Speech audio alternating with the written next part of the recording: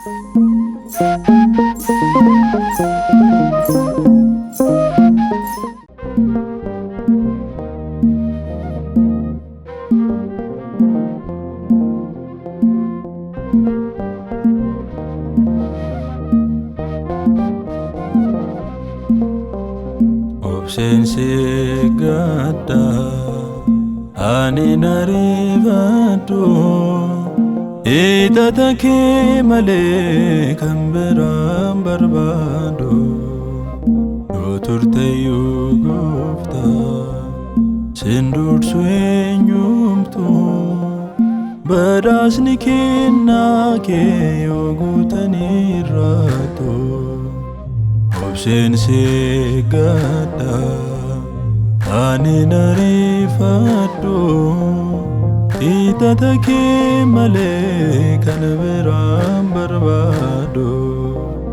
yoturtayu gofta sindur suenyumtu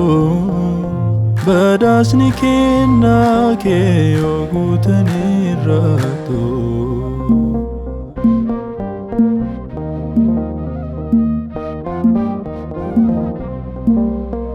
Abdini jakoti garaketi gofta kenna ebakabu sumatuna blata atiya wakayo anidu dandesa mogole kolafe sitkabe olkasa Obsensi gada ani narifadu itatake male kanberam barbado yoturtayu gofta sindur suenyumtu badasni kenna ke yogutani rato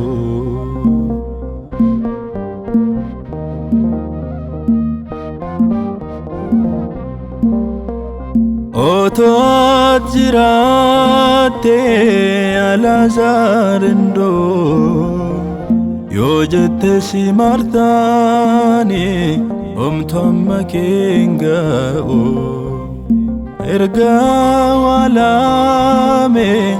guyana frafasa sagalen ke gofta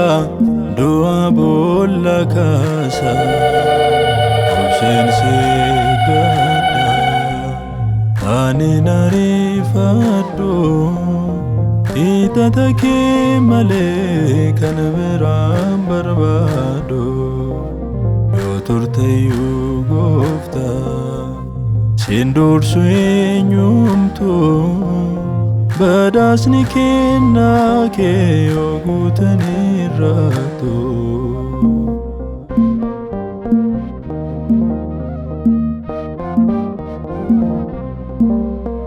Ani debiera garawa kayote Chabako kannidibu harka gofta kote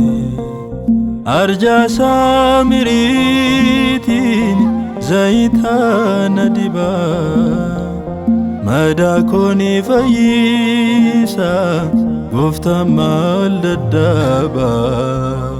Obsensi gada ani narifadu itatake male kanberam barbado yoturtayu gofta sindur suenyumtu badasni kenna ke yogutani rato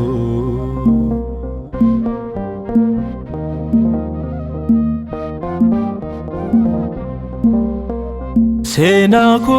jijjiru fatiero kabda Obsensi gada waka kwad jabada Wan jette rawata akkana mamiti gocha kee hundaafuu galatoomi ati obseen si gadha ani nariifadhu hiixata kee malee kan biraan barbaadu yoo turteyyuu gooftaa siin dursu eenyumtu badhaasni kennaa kee yoo guutanirraatu obseen si gadha ani nariifadhu hiixata kee malee kan biraan barbaadu yoo turteyyuu gooftaa